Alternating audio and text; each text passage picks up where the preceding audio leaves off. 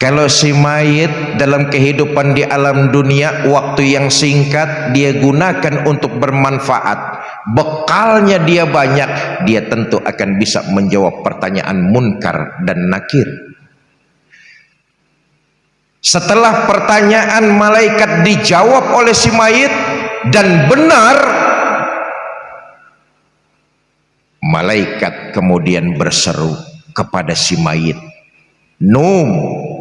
naumatal arus, tidurlah kamu sebagaimana tidurnya pengantin baru, nikmat kubur. Kenapa bisa menjawab pertanyaan munkar dan nakir? Bekalnya banyak. Di alam kubur dapat nikmat. Malaikat berkata, naumatal arus, tidurlah kamu sebagaimana tidurnya pengantin baru. Oh, tidurnya pengantin baru. Saya lupa rasanya pengantin. Itu kalau si mayit bekal kebaikannya banyak. Tak terasa dia nunggu sampai hari kiamat, tahu-tahu besok sudah kiamat, tahu-tahu sekejap sudah kiamat. Kenapa? Nikmat kubur menyenangkan, belum sampai sorga tapi nikmat kubur sudah menyenangkan.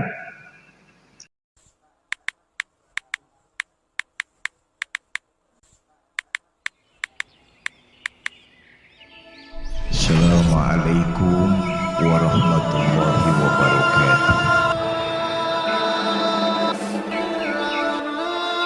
Alhamdulillah, salatu wassalamu ala rasulillah Sayyidina Muhammad ibn Abdillah wa ala alihi wa sahbihi wa mawalah, amma ba'du. Yang mulia para ulama, para kiai, para asatiz dan asatizah, yang saya hormati para tokoh masyarakat, segenap keluarga besar Bani Hakim, DKM Masjid Al-Hakim, ibu bapak saudara-saudara kaum muslimin yang saya cintai. Saya mohon maaf yang mestinya sesuai jadwal pengajian di Madura hari Jumat, ternyata mengalami kemunduran 1 hari dikarenakan kemarin malam Rabu kami pulang safari dakwah dari Banyuwangi arah ke Juanda, Surabaya. Jam 3 di tol Sidoarjo, kendaraan yang kami tumpangi pecah ban belakang. Mobil melintir nabrak pembatas trotoar di tengah jalan. Kami berempat alhamdulillah nggak ada yang luka berat. Tapi saya sendiri sempat opnam 3 hari.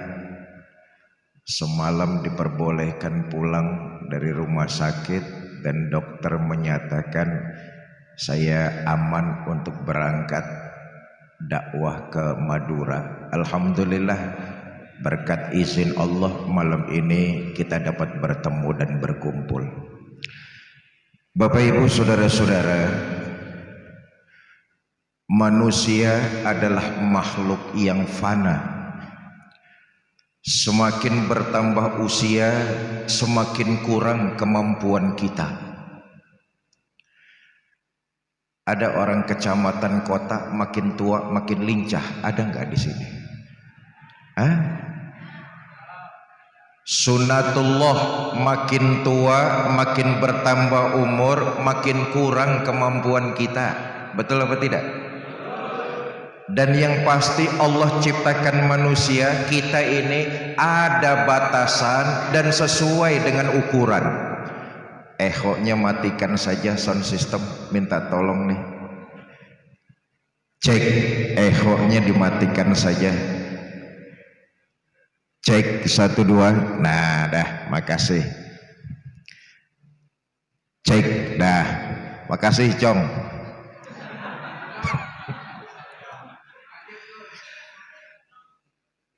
Yang pasti Allah ciptakan kita manusia ada batasan dan sesuai dengan ukuran. Benda batasannya ada pada bobotnya. Jarak batasannya ada pada jauhnya. Oh, Sumenep ini 4,5 jam. Woi, 4,5 jam ke sini. Ujung, betul ya? Jarak ada batasan jauhnya.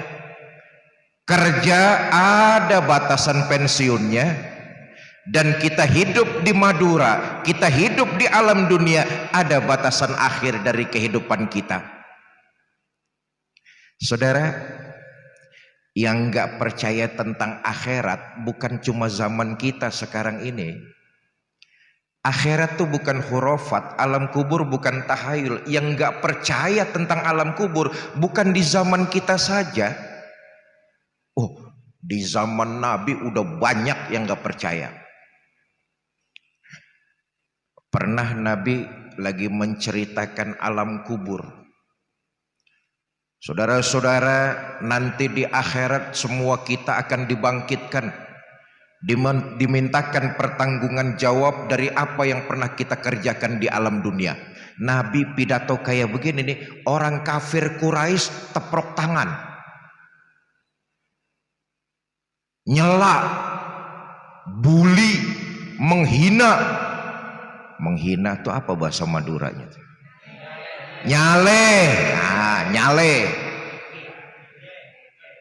ngeceh. Ada 2 orang kafir Quraisy nih sangat biadab, kurang ajarnya kelewatan sama baginda Nabi. Ubay bin Ka'ab dan Al-As bin Wa'il. Ini 2 orang kafir Quraisy kelewatan kurang ajarnya. Dengar Nabi menjelaskan alam kubur, 2 orang ini pulang ke rumah buru-buru. Ngapain? Ngambil pacul, cangkul sama pengki. Pengki buat nyerok tanah, apa di sini namanya itu? Hah? Cekram. Cekro. Ah, cekro. Ngambil cangkul sama cekro. Apa yang dilakukan mereka? Cari kuburan yang paling tua, digali. Tulang belulangnya diangkat ke atas cekro, dibawa ke hadapan baginda Nabi. Ini kurang ajar nih orang. Digeletakkan tulang-tulang itu sambil mereka berkata kepada Kanjeng Nabi, Muhammad, tulang yang sudah hancur kayak begini di akhirat akan dihidupkan lagi. Kekuatan apa yang sanggup menghidupkan tulang-tulang yang sudah hancur kayak begini nih? Kurang ajar kafir Quraisy. Woi, tak celurit kafir Quraisy. Kekuatan apa yang sanggup menghidupkan tulang yang sudah hancur kayak begini? Tuh surahnya kita baca tiap saat. Wa daraba lana masalan wa nasiya khalqah qala may yuhyil izama wa hiya ramim. Nabi diam, Allah yang menjawab. Qul, katakan kepada mereka Muhammad, aku pencipta alam, aku yang menciptakan manusia. Kalau di akhirat aku mereproduksi ciptaan ulang aku sendiri, tentu akan lebih mudah. Orang kafir Quraisy nggak percaya tentang akhirat. Nabi yang menyampaikan. Kalau sekarang oke lah, ini Nabi yang menyampaikan. Jadi yang nggak percaya akhirat itu bukan zaman sekarang saja. Zaman Nabi orang udah banyak yang nggak percaya. Bapak Ibu, saudara-saudara, saya katakan sekali lagi, akhirat bukan khurafat, alam kubur bukan tahayul. Kita semua akan sampai pada batas akhir dari kehidupan kita, yaitu mati. Imam Qurtubi mengatakan mati itu terpisahnya ruh dengan jasad. Nah, kita lihat nih. Badan kita, fisik kita terdiri dari dua unsur, jasmani dan rohani. Betul apa tidak? Ternyata saudara, jasmani kita, badan kita disenengin orang, dihormati orang, dicintai orang, ditemenin orang, itu karena di dalam badan kita ada ruhnya. Yang duduk di sebelah sampean, sampean mau duduk bersebelahan dengan yang di sebelah itu karena yang di sebelah sampean ada ruhnya. Betul apa tidak? Kira-kira mau sampean duduk kalau yang sebelah udah nggak ada ruhnya?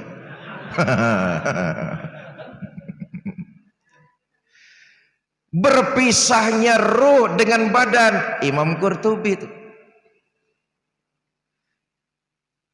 badan ini asalnya dari tanah, dia akan kembali kepada tanah. Tapi ruh, pusat kesadaran jiwa, dia sumbernya dari Allah, akan kembali kepada Allah Subhanahu. Saudara, karena semua kita akan sampai pada batas akhir dari kehidupan. Saya tadi sedikit nostalgia dengan guru kita Abah Haji Zain. Baru kemarin kayaknya terasa beliau di sini ngiringin Kiai Zainuddin MZ. Abah saya. Abah saya. Abah saya. Ibu kenal sama Kiai Zainuddin MZ? Kenalan di mana? Kenal.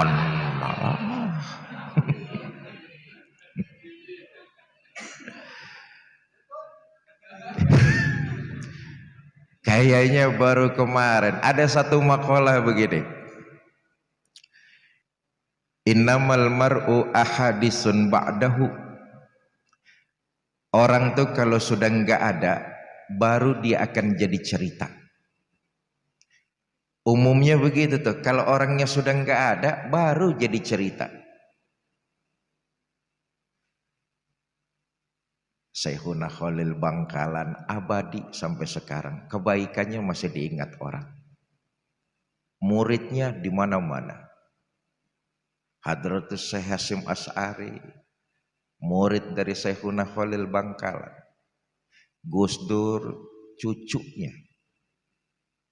Kebaikannya yang diingat-ingat oleh orang.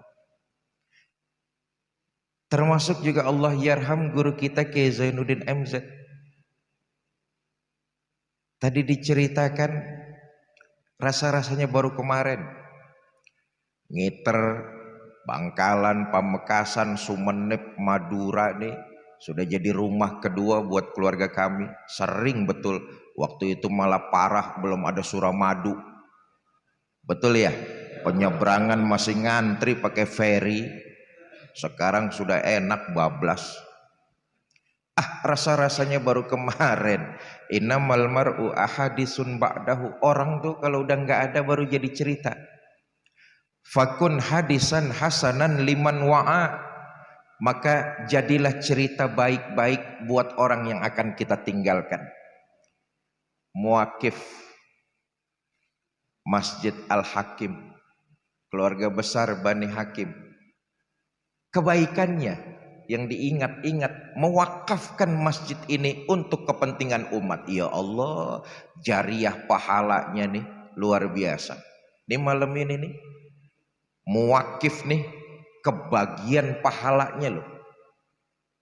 Sebanyak kita yang hadir malam ini di masjid, muwakif almarhum dan almarhumah, kebagian jariah pahalanya. Ini yang hadir Anda nggak 50 orang nih? 100 orang? 1000 orang? Campur yang goib ditambak-tambak. Inilah enaknya nih. kebaikan, disebut-sebut orang dapat jariah. Sebanyak malam ini kita kumpul di sini, sebanyak itu juga almarhum dan almarhumah dapat kiriman pahala. Bapak Ibu, saudara-saudara, maka pantas ya kalau Nabi mengatakan begini, jadilah kalian umat Islam yang cerdas. Yang cerdas itu apa yang sekolahnya tinggi-tinggi? Enggak juga. Apa yang pangkatnya banyak? Enggak juga. Apa yang dimana-mana selalu jadi ketua? Enggak juga. Imam Ghazali kan menyatakan begitu tuh. Manusia hidup di alam nih seperti musafir. Kita semua musafir nih. Sebelum di Madura, sebelum Allah menciptakan jasad, Allah sudah menciptakan ruh kita terlebih dahulu. Semua kita pernah tinggal di alam ruh. Stesen pertama disebut alam ruh oleh Imam Ghazali. Semua kita pernah tinggal di alam ruh. Berapa lama kita tinggal di alam ruh? Wallahu a'lam, Allah saja yang tahu. Dari alam ruh kita melanjutkan perjalanan kemana? Alam rahim. Semua kita pernah di dalam perut ibu kita. Betul apa tidak? Quran menyatakan mengalami 3 kegelapan. 3 kegelapan di dalam perut ibu, dalam alam rahim. Luar biasa. Berapa lama kita di alam rahim? Tergantung tuh. Karena kita musafir, harus melanjutkan perjalanan, nggak boleh berhenti. Sementara. Makanya ada yang 7 bulan sudah keluar bayi prematur. Betul apa tidak? Pakai inkubator biasanya tuh 3 hari diangetin kayak anak ayam. Prematur. Ada yang 9 bulan 10 hari bunting normal. Ada yang sampai 2 tahun bunting kerbau. Begitu keluar brengosan, kelamaan ngetem di dalam itu. Tapi yang pasti dari alam rahim kita berlanjut kemana? Alam dunia. Stesen berikutnya alam roh, alam rahim, alam dunia. 3 alam kita sekarang ini. Apa menetap di alam dunia? Oh enggak tuh tadi yang para tokoh ceritakan di rumah Bu Haji Endang. Hidup ini nggak terasa saudara. Tahun 90 Allah yarham Ki Haji Zainuddin MZ sering kesini beliau dan kawan-kawan yang temani. Rasa-rasanya baru kemarin. Rasa-rasanya baru kemarin.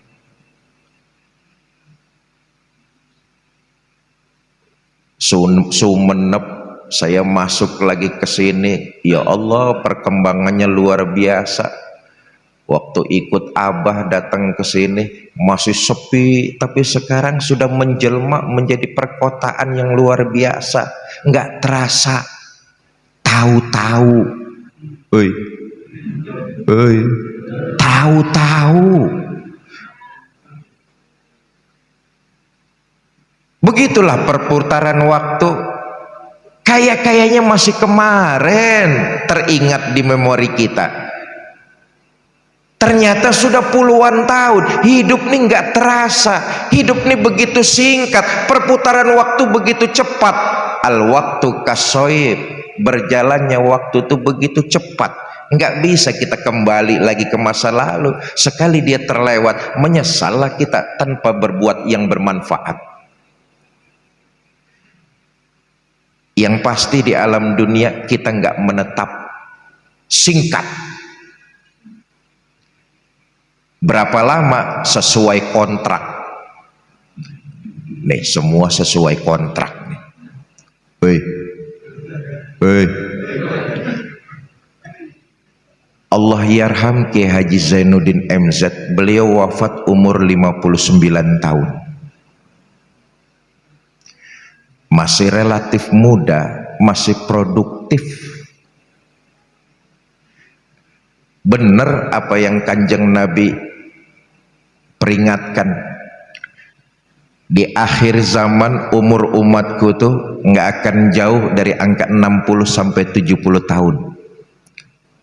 Itulah gambaran umur kita tuh. Ini sudah di akhir zaman. Bahkan kita semua mengaku umat Nabi Muhammad. Betul apa tidak? Ayo lihat sejarah, saudara. Nabi Muhammad itu wafatnya, beliau umurnya 63 tahun. Kita yang ngaku umat Nabi Muhammad, yakinlah umurnya nggak jauh-jauh dari umur Nabi. Betul apa tidak? Makanya yang malam ini umurnya sudah 55 tahun, 8 tahun lagi. Woi, 8 tahun lagi. Yang malam ini umurnya sudah 60 tahun, 3 tahun lagi. Yang malam ini umurnya sudah 62 tahun 11 bulan. Banyak-banyak makan yang enak sudah itu. Alam dunia walaupun yang singkat, hiduplah yang bermanfaat. Kenapa? Alam dunia yang singkat ini jadi penentuan. Masuk ke alam kubur, dibangkitkan di alam mahsyar. Penentuannya dari alam dunia. Kalau alam dunia kita banyak mengingat masa depan yang pasti, lalu mempersiapkan bekal sebanyak-banyaknya, masuk ke alam kubur, insya Allah kenikmatan yang kita dapat. Saudara, alam kubur itu pilihannya cuma 2, nikmat atau azab. Nggak ada pilihan ketiga atau keempat. Pilihannya cuma 2. Dan perbedaan waktu antara alam kubur dengan alam dunia jauh berbeda. 1 hari di dalam kubur, 1000 tahun di alam dunia. Sampai kapan? Sampai terjadinya kiamat. Maka alam dunia yang begitu singkat jadi penentu bahagiakah seseorang atau malah celaka, tergantung amal perbuatannya. Nah, saya kembali lagi. Jadi manusia yang cerdas, dia memperbanyak bekal dengan meningkatkan ibadah dan menebarkan kebaikan. Saudara, ibadah itu kebutuhan kita. Yang tadinya kewajiban berubah menjadi kebiasaan, habit, lalu jadi kebutuhan. Ibadah itu kebutuhan kita, berbuat baik itu kebutuhan kita. Allah nggak ngambil keuntungan sedikit pun dari ibadah dan kebaikan yang kita lakukan. Kita yang butuh, manfaat itu akan kembali buat diri kita. Quran menegaskan itu. In ahsantum li anfusikum wa in asatum falaha.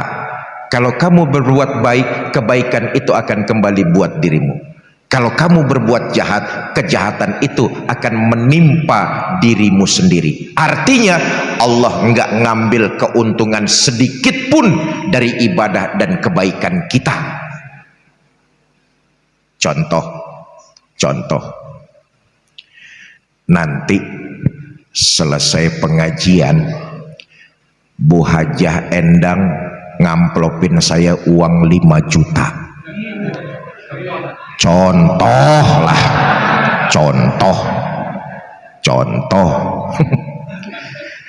Kelihatannya Bu Hajah Endang berbuat baik sama saya, betul apa tidak? Tapi hakikatnya Bu Hajah Endang sedang berbuat baik bagi dirinya sendiri. Itu maksud Quran tuh.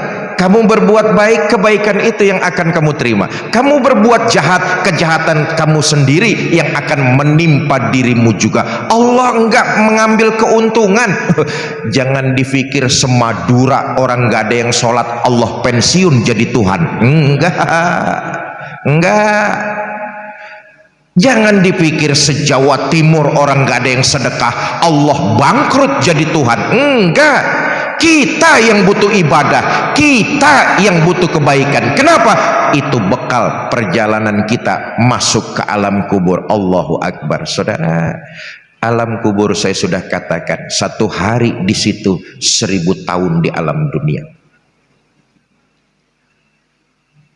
Bukankah hadis Hasan Sahih mengingatkan kepada kita ketika 7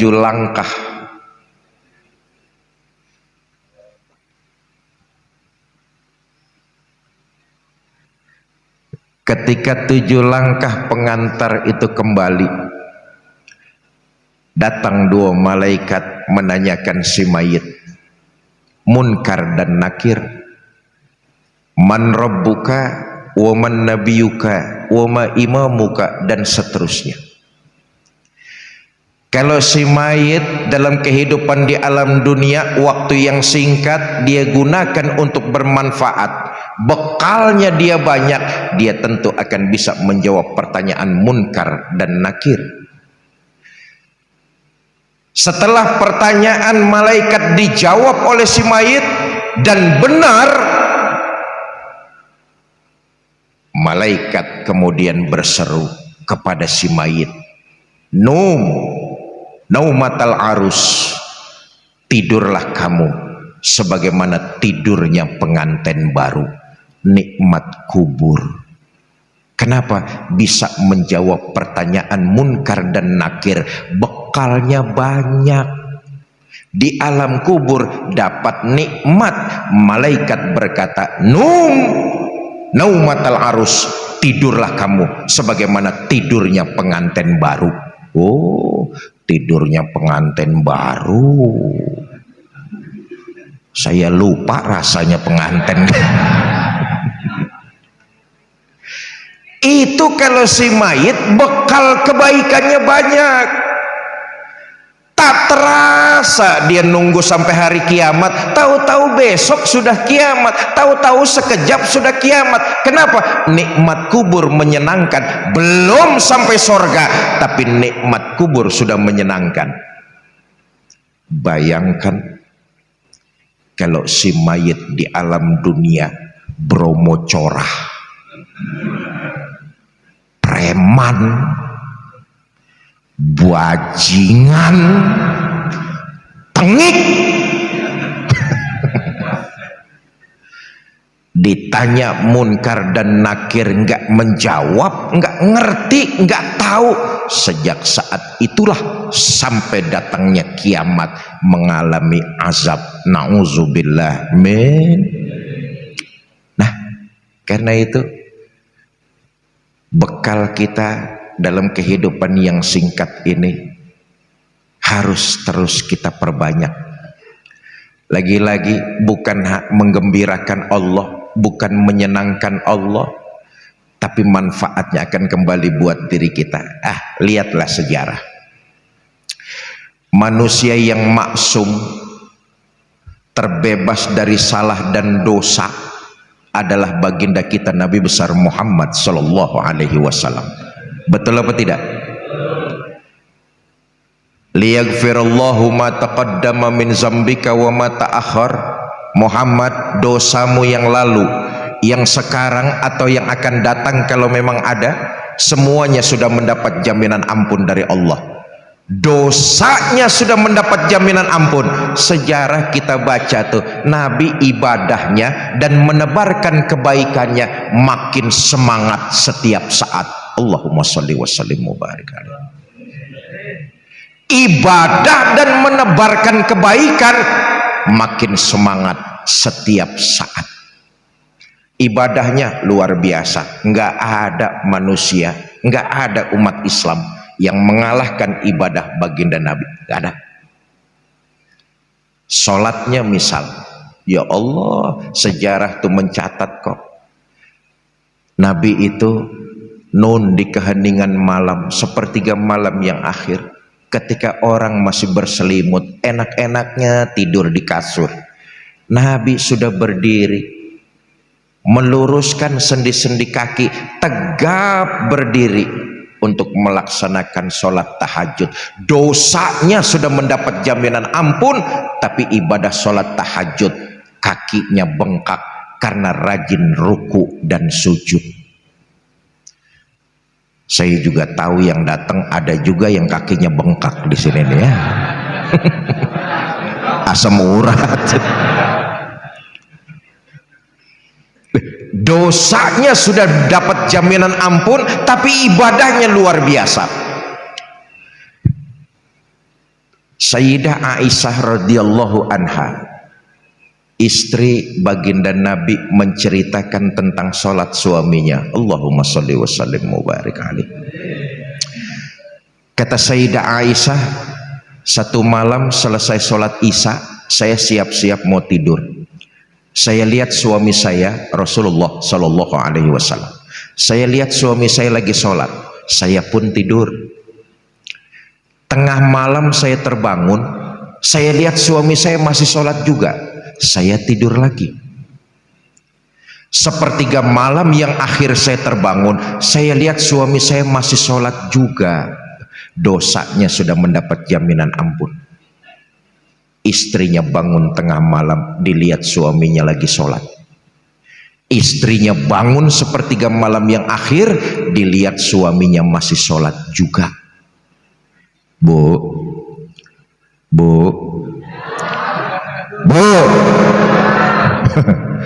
tuh, istri Nabi kalau tidur sebentar-sebentar bangun. Istri Nabi kalau tidur sebentar-sebentar bangun. Istri Nabi kalau tidur sebentar-sebentar bangun. Istri orang Sumenep kalau tidur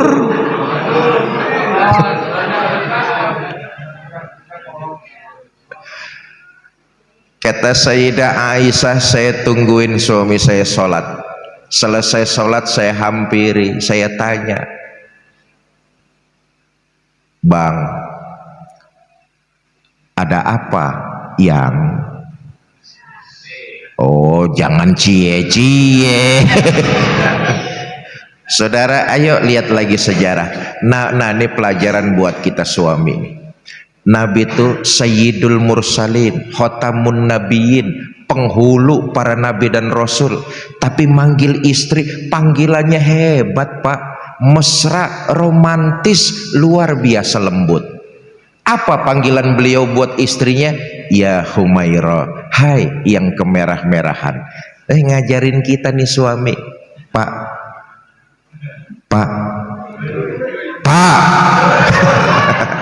Lempengan ini bapak-bapak belaga budak nih. Ada apa yang? Kata Sayyidah Aisyah, Bang, abang kan dosanya sudah mendapat jaminan ampun dari Allah. Terus ya kalau sholat jangan gitu-gitu benar, kenapa sih bang? Apa jawab Nabi? Aisyah, afala uhibbu an akuna abdan sakuro.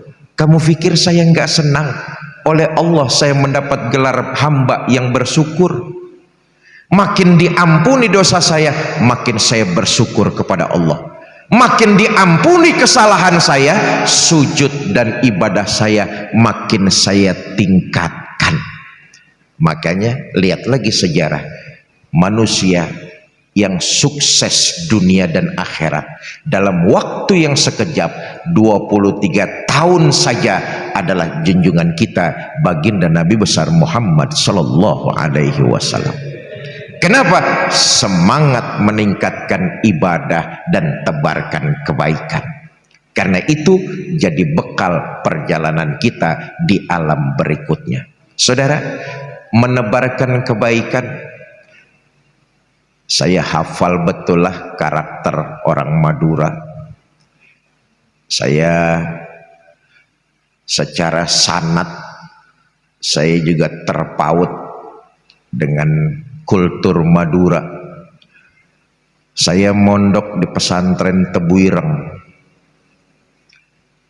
Pertama Hadratus Syekh Hasyim Asy'ari, murid dari Syekhuna Khalil Bangkalan. Guru-guru saya di Tebuireng berasal juga dari Madura, di antaranya Kiai Haji Habib Allah yarham, Kiai Haji Suhada Allah yarham. Mereka guru-guru saya yang ngajar di Madrasah Aliyah Tebuireng. Maka dari sanad nyambung ke Madura, dan saya paham betul kultur Madura. Orang Madura tuh mereka berbuat baik persis apa yang dicontohkan oleh baginda Nabi. Nggak pernah pilih kasih, nggak pernah pandang bulu. Itulah kultur kita Madura. Maka teruskan kebaikan-kebaikan seperti ini. Berbuat baik, nggak pernah pilih kasih dan nggak pernah pandang bulu. Kenapa? Nabi bukan cuma mengajarkan, tapi Nabi mencontohkan. Sekecil apapun perbuatan baik yang kita lakukan, manfaatnya akan kembali buat diri kita, dan itu dicatat sebagai sebuah ibadah bernilai pahala berlipat ganda di sisi Allah Subhanahu wa taala. Persis Nabi mencontohkan yang diikuti oleh tradisi Madura, berbuat baik, nggak pernah pilih kasih dan pandang bulu. Saudara, di sudut kota Madinah ada Yahudi tua buta. Nabi datang ke sana berbuat baik sama Yahudi tersebut. Apa yang Nabi lakukan? Nabi nyuapin makanan. Coba lihat, Nabi itu aslinya orang Mekah, betul apa tidak? Ini orang asli orang Madinah, sukunya beda, daerahnya nggak sama. Nabi itu pemimpinnya orang-orang beriman, sementara ini orang Yahudi kelotokan, keyakinannya nggak sama. Tapi Nabi datang berbuat kebaikan sama Yahudi tersebut. Ini Yahudi karena dia buta, cuma mengandalkan pendengaran, lagi enak-enaknya disuapin sama Nabi, dengar di depannya ada orang lewat, berdiri lalu pidato. Mas, yang barusan lewat di depan saya, hati-hati kalau ketemu Muhammad, jangan dipercaya omongannya, Muhammad tukang bohong. Padahal yang lagi nyuapin dia junjungan kita baginda Nabi besar Muhammad Sallallahu Alaihi Wasallam. Nabi nggak baper. Nah, ini penting nih, anak-anak muda, adik-adik saya para pemuda. Jika kalian berbuat baik lalu dikomplain, dikritik, dicemooh, jangan baperan. Nabi berbuat baik nggak baper, dihina Nabi nggak apa-apa. Nabi terus nyuapin Yahudi tersebut. Nggak cukup satu kali, besok Nabi datang lagi nyuapin Yahudi tersebut. Lagi enak-enaknya disuapin makanan, Yahudi dengar di depannya ada orang lewat, berdiri lagi dia lalu pidato. Mas, yang barusan lewat di depan saya, hati-hati kalau ketemu Muhammad, jangan dipercaya omongannya, Muhammad tukang sihir. Nabi terus nyuapin dengan penuh kelembutan. Allahumma sholli wa sallim wa barik. Saya tanya, kira-kira jamaah Masjid Al-Hakim masih mau nyuapin nggak kalau yang kita suapin caci maki kita? Hah?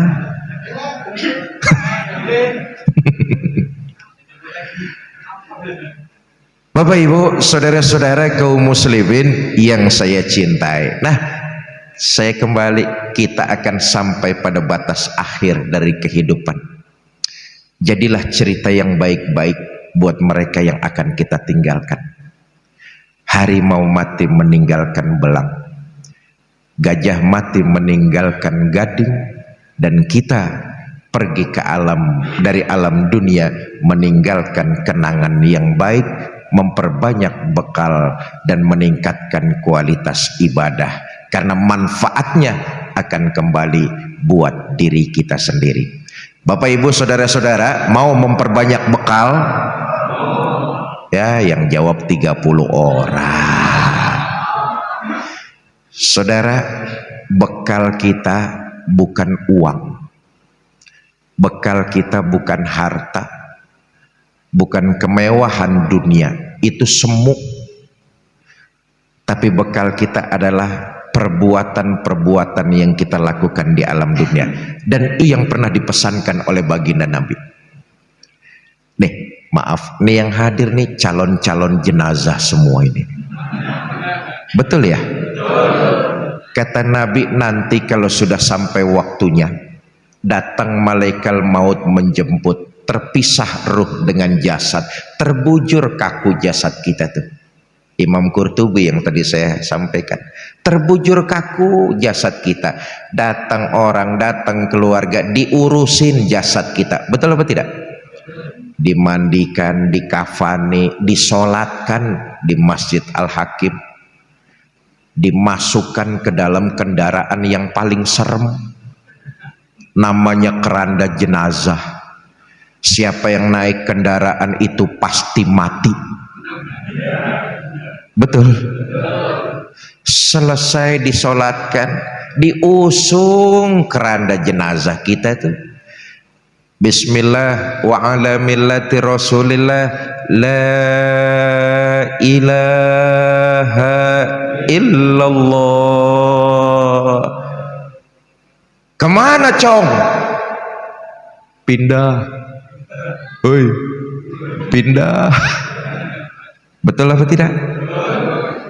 Yang nganter kita saat itu kata Nabi 3, ahluhu wa maluhu wa amaluhu, keluarga, harta, amal perbuatan kita. Lihat, yang 2 pulang. Siapa yang pulang? Ahluhu wa maluhu, keluarga dan harta pulang. Harta yang kita cari siang malam pagi sore, boleh jadi status sosial kita naik, rumah megah, mobil mewah, hektaran sawah, kecuali harta yang kita belanjakan di jalan Allah, semua akan kita tinggalkan, dan itu jadi rebutan ahli waris kita saja. Pak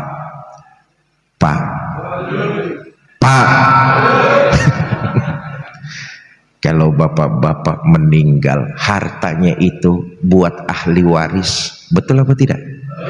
Anak ada hak warisnya, istri dapat warisan dari bapak. Setelah istri dapat warisan dari bapak, kawin lagi. Keluarga tak satu pun yang mau nemani kita.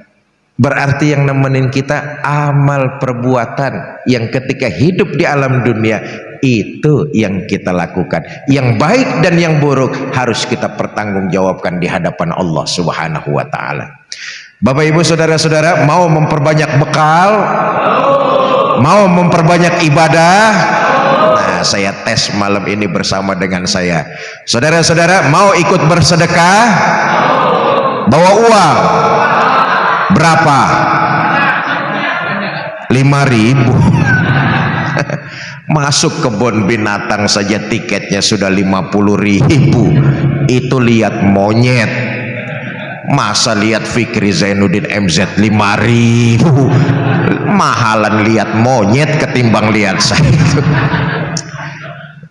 Kita orang Sumenep tahulah yang namanya sedekah itu kan yang penting ikhlasnya. Betul apa tidak? Buat apa sedekah kecil kalau nggak ikhlas? Mendingan sedekah besar tapi ikhlas.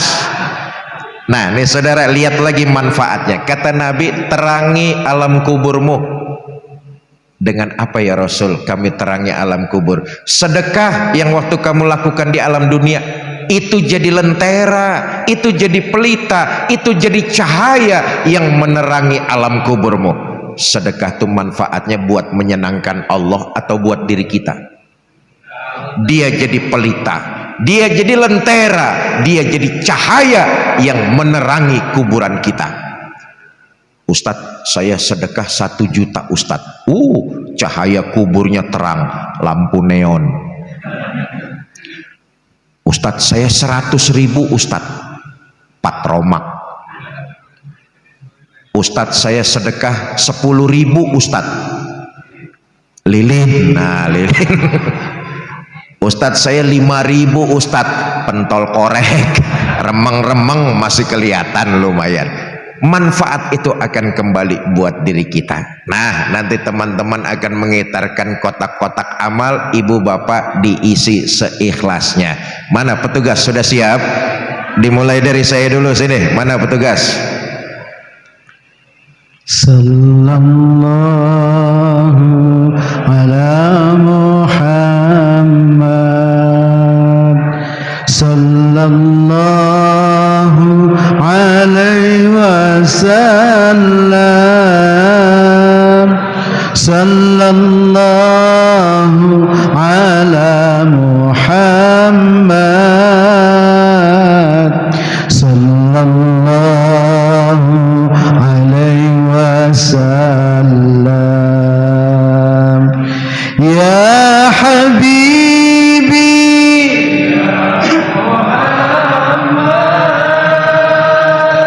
ya arusal khafiqaini, ya habibi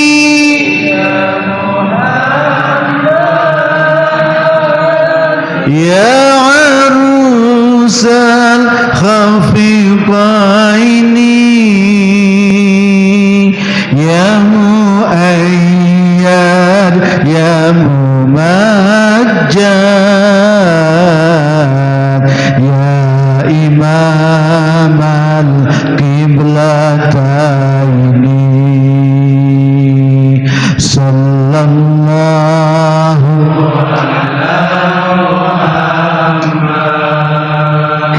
sallallahu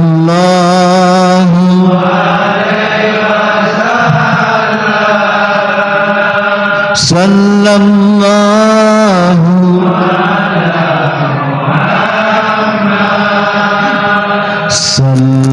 sallallahu alaihi wasallam.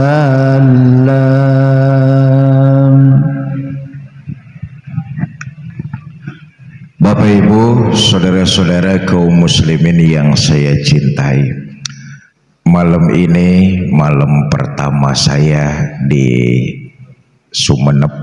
Insya Allah sampai Senin malam kembali lagi ke Juanda untuk meneruskan perjalanan ke Jakarta. Insya Allah ada 5 kajian sampai Senin malam. Setelah dari sini juga masih ada 1 kajian lagi. Jadi berbagi waktu. Nah, saya mengucapkan banyak terima kasih kepada tokoh masyarakat lingkungan sini, terutama kepada Bani Hakim dan teman-teman dari Yayasan Cinta Darud Dakwah. Yayasan inilah yang membawa saya safari dakwah ke Madura hari ini, dipimpin oleh Ustadz Hardi dan dibina oleh Ustadz Restu. Doakan, kami sedang menggagas sebuah program mencetak 1 juta penghafal Al-Quran. Program ini bukan program hayalan, tapi program kenyataan. Kenapa? Indonesia penduduknya 285 juta orang, Muslim mayoritas 87%, kira-kira jumlahnya 225 juta orang. Dari Aceh sampai Papua termasuk Madura, 225 juta orang yang beragama Islam. Kita ini kalau bergandengan tangan, saling membantu dan bahu-membahu, rasa-rasanya 1 juta penghafal Al-Quran akan cepat terrealisasi di negara kita tercinta Indonesia. Sekarang ini terbanyak penghafalnya masih Palestina. Mudah-mudahan dengan program-program seperti ini tidak perlu waktu yang lama Indonesia jadi terbanyak penghafalnya, dan salah satu dari penghafal-penghafal Al-Quran tersebut mudah-mudahan anak keturunan kita semua. Ya Allah, punya anak jadi penghafal Al-Quran, atau kita membantu anak-anak santri yang menghafal Al-Quran.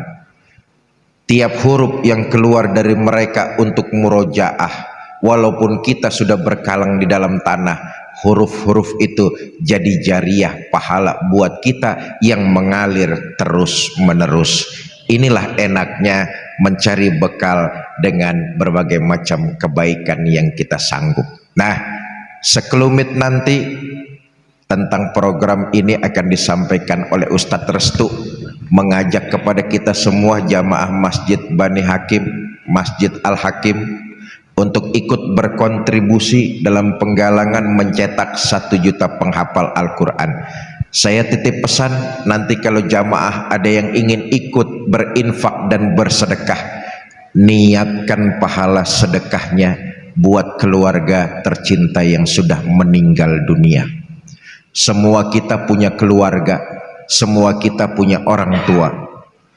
Lagi-lagi saya ingatkan, Madura kuat dengan nilai agama, Madura hebat dengan tradisi budaya. Tidak pernah dia meninggalkan leluhurnya. Dia sayang betul dengan keluarganya walaupun sudah meninggal dunia. Saya titip pesan, birrul walidain, kita bersedekah tanpa mengurangi pahala kita. Niatkan pahala itu buat keluarga tercinta yang sudah wafat.